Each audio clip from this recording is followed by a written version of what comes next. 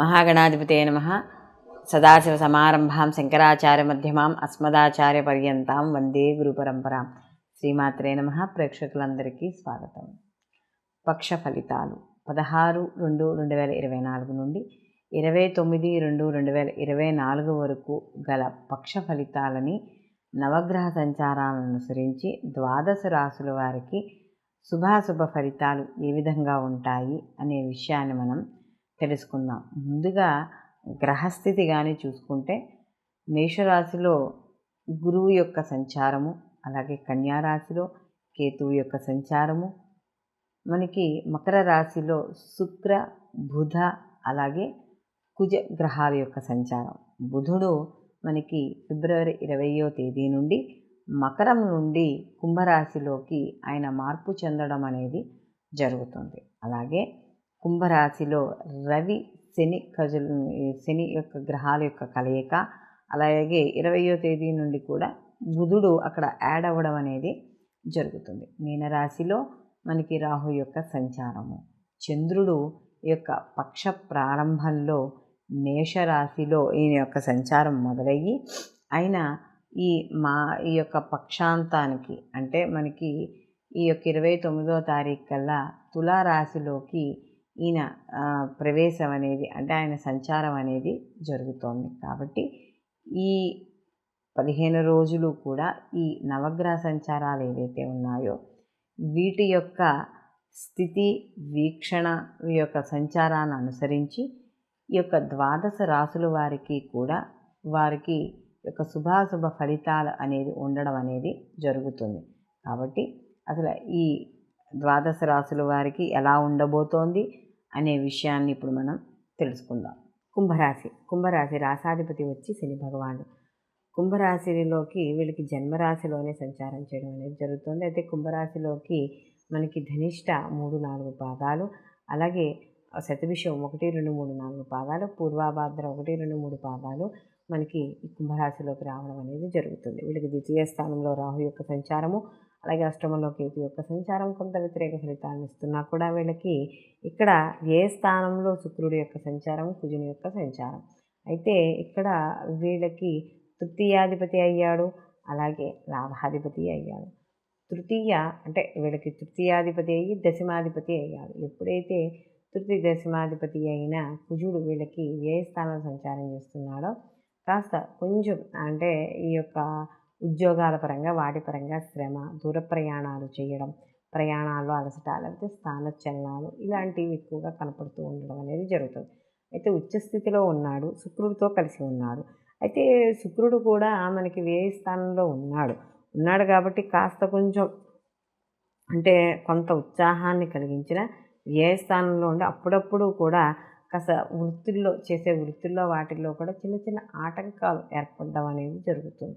అందులో జన్మలో రవిశనిల యొక్క సంచారం కాబట్టి కాస్త ఫ్లక్చువేటెడ్గా ఉండడం అనేది జరుగుతుంది. అంటే ఒక్కోసారి కోపం, ఒక్కోసారి శాంతం ఇలా ఉండడం అనేది జరుగుతుంది. కాబట్టి ఎప్పుడు మీరు చేసే పని, వృత్తి, ఉద్యోగం, వ్యాపారం, ఇంట్లో కావచ్చు బయట కావచ్చు ఎక్కడైనా సరే మీ కంట్రోల్ అనేది మీకు ఖచ్చితంగా ఉండాలి. లేకపోతే ఒక్కోసారి అది ఏదైనా అనవసరంగా ఒక్కోసారి రియాక్ట్ అవ్వడం వల్ల అది మీ కీర్తి గౌరవాలకి వృత్తిపరంగాను ఉద్యోగపరంగాను ఏదో రకంగా మీరు ఇబ్బంది పడడం అనేది జరుగుతుంది. అయితే విద్యార్థులకు కాస్త శ్రద్ధ అనేది చాలా అవసరము.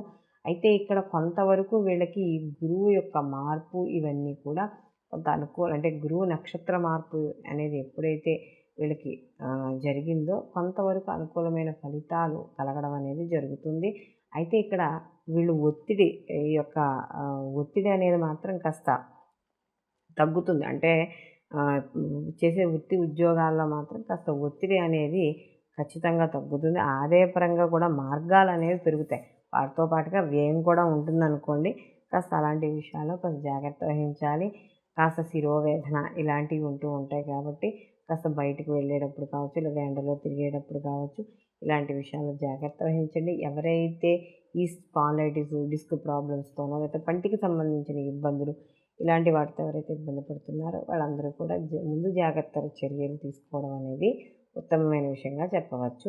అలాగే వీళ్ళకి విదేశీ పరంగా వచ్చే ధనం అనేది అధికంగా ఉండడం, లేదా ఉద్యోగాలలో మార్పులు, అంటే ఏదైతే ధనపరంగా ఏదైతే ఆలోచిస్తున్నారో దాని పరంగా ఉండడం, ఒక్కోసారి కుటుంబానికి దూరంగా ఉండడం, అంటే వృత్తి ఉద్యోగ పరంగా విదేశీయానం కావచ్చు, దూర ప్రయాణాలు కావచ్చు, ఇలాంటివి చేసే అవకాశం అనేది ఎక్కువగా కనపడుతుంది.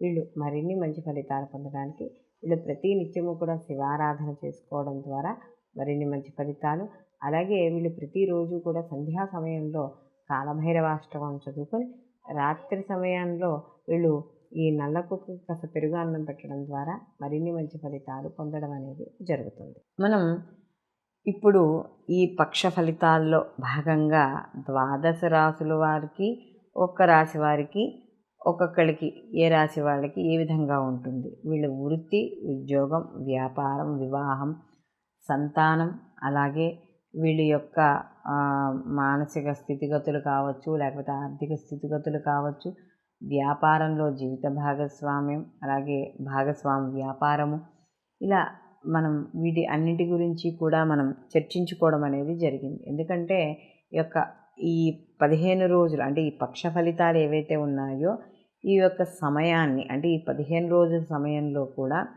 ఏ రాశి వాళ్ళు ఎటువంటి ఫలితాలు పొందుతారు, ఎటువంటి పనులు చేయొచ్చు, ఎటువంటి పనులు చేయకూడదు అనే విషయాన్ని మనం తెలుసుకోవడం అనేది జరుగుతుంది. అయితే ఇందులో ప్రత్యేకంగా ఏవైనా కొత్తగా పనులు చేపట్టాలి అంటే, కొత్తగా ఏదైనా ఒక జీవితంలో ఒక మార్పు తెచ్చుకోవాలి, అది ఉద్యోగపరంగా కావచ్చు, వ్యాపారపరంగా కావచ్చు, వివాహపరంగా కావచ్చు, అంటే దైనందిక జీవితంలో కాకుండా ప్రత్యేకంగా మనం ఏదైనా ఒక కార్యక్రమాన్ని మొదలు పెడుతున్నప్పుడు ఈ యొక్క గోచార ఫలితాలతో పాటు జన్మజాతక ఫలితాలు కూడా తప్పకుండా పరిశీలనలోకి అనేది తీసుకోవాలి. ఎందుకంటే ఇప్పుడు ఏవైతే ఈ యొక్క పక్ష ఫలితాలు ఉన్నాయో ఇవి కేవలం గోచార ఫలితాలను మాత్రమే చెప్తుంది, అంటే ప్రజెంట్ ఎలా ఉన్నదని మాత్రమే చెప్తుంది. అయితే మనకి జన్మజాతకం అనేది మనకి ఫ్యూచర్ని కూడా, మీ యొక్క వ్యక్తిగత జాతకం కాబట్టి దాని యొక్క ఫలితము మంచైనా చెడైనా కూడా దాని యొక్క తీవ్రత అనేది ఎక్కువగా ఉండడం అనేది జరుగుతుంది. మంచి ఉందనుకోండి, ఒకవేళ గోచారంలో బాగాలేకపోయినా కూడా మీ యొక్క జన్మజాతక ఫలితాలు శుభ ఫలితాలుగా ఉన్నాయి కాబట్టి మీకు శుభ ఫలితాలే, ఏదైనా ఒక కార్యక్రమం మొదలుపెట్టినా, ఒక పని చేపట్టినా కూడా శుభ ఫలితాలే ఎక్కువగా ఉండడం అనేది జరుగుతుంది. కాబట్టి మనం తప్పనిసరిగా గోచార ఫలితాలతో పాటు వ్యక్తిగత జాతక పరిశీలన కూడా చాలా అవసరం అనేది మనకి ఇక్కడ తెలుసుకోవాలి.